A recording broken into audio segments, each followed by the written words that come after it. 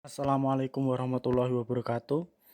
Untuk pertemuan kali ini kita akan mempelajari bab 2 yaitu gerak dan gaya. Yang akan kita pelajari adalah gerak pada benda. Yang pertama, pengertian dari gerak itu, terus gerak lurus. Apa pengertian gerak? Apa itu gerak? Gerak adalah benda dikatakan bergerak apabila kedudukannya berubah terhadap titik acuan atau berpindah tempat, ya. Kemudian gerak semu. Gerak semu adalah gerak benda yang dilihat oleh pengamat yang berada dalam sistem bergerak. Gerak dibedakan menjadi beberapa jenis, yaitu yang pertama ada gerak lurus. Gerak lurus dikelompokkan menjadi dua macam, yaitu gerak lurus beraturan atau GLB dan gerak lurus berubah beraturan atau GLBB. Berikut di bawah ini adalah beberapa rumus yang harus kalian cermati dan sebisa mungkin hafal ya. Boleh dicatat terlebih dahulu. Silakan videonya di pause untuk mencatatnya. Sambil kalian mencatat, di sini Bapak menjelaskan ya. Kelajuan, di sini ada kelajuan disimbolkan dengan huruf V kecil sama dengan, untuk menghitung rumus kelajuan ya, kelajuan sama dengan jarak tempuh dibagi waktu tempuh atau sama dengan simbolnya S per T. Nah, di bawah ada keterangannya ya, di mana V itu adalah kelajuan, satuannya meter per second, kemudian S jarak tempuh, jarak yang ditempuh, satuannya nanti meter, dan T waktu tempuh, satuannya second. Ya. Untuk pindah ke sebelahnya ada rumus kecepatan. Ya, ini hampir sama ya antara kelajuan dan kecepatan, namun berbeda. Kecepatan disimbolkan dengan huruf V sama dengan kelajuan tadi ya. Huruf V sama dengan perpindahan benda dibagi waktu tempuh. Nah, di sini jika perpindahan benda disimbolkan dengan huruf X per waktu tempuh, yaitu tetap T ya, disimbolkan huruf T. Jadi untuk rumus kecepatan berarti V sama dengan X per T ya. Di bawah keterangannya, V dilambangkan kecepatan, satuannya meter per second. Kemudian X sama dengan perpindahan benda, satuannya meter, dan T waktu tempuh, satuannya second. Hampir sama ya. Jadi ini harap dicermati jika ada pertanyaan. Yang dipertanyakan itu antara kelajuan atau kecepatan. Tapi untuk rumusnya sama, hampir sama, cuma berbeda. Berbeda dalam hal persimbolan ya. Kemudian di bawahnya, nah ini yang rumus di mana ini paling sering muncul di dalam baik itu nanti ujian akhir semester ataupun AKM ya. Nah, yang pertama ada percepatan, disimbolkan dengan huruf A kecil sama dengan perubahan kelajuan dibagi perubahan waktu ya.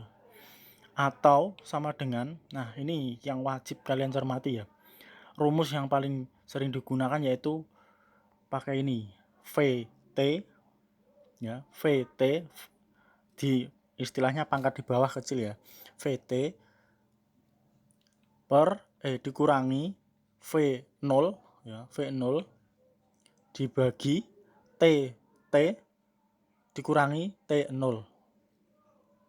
begitu ya. Ini dalam arti kalau VT itu kelajuan akhir ya.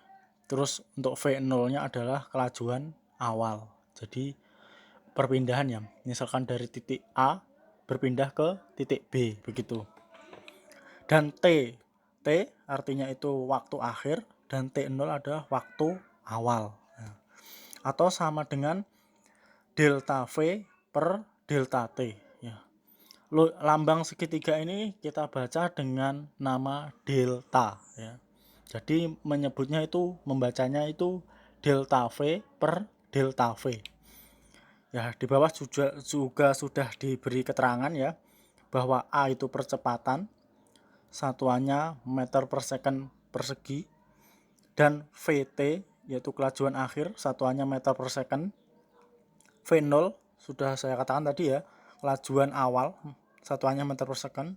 TT waktu akhir, istilahnya time ya, jadi satuannya itu second. T0 juga satuannya second.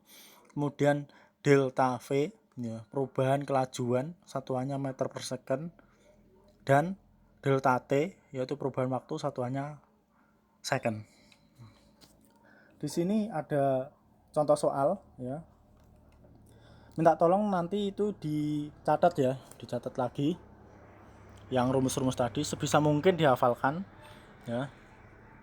Untuk contoh soal yang pertama adalah roket SpaceX bergerak dengan kecepatan konstan 250 meter. Di sini kita cermati, bergerak berarti gerakan awalnya adalah 250 meter per second. Itu dalam arti tadi kelajuan awal ya, kelajuan awal. Kemudian selama 5 second, nah ini artinya 5 second berarti waktu ya, waktunya. Roket melakukan percepatan sebesar 50 meter per second persegi. Ya, 50 meter per second persegi. Nah, yang ditanyakan berapa kecepatan roket sekarang? Nah, begitu.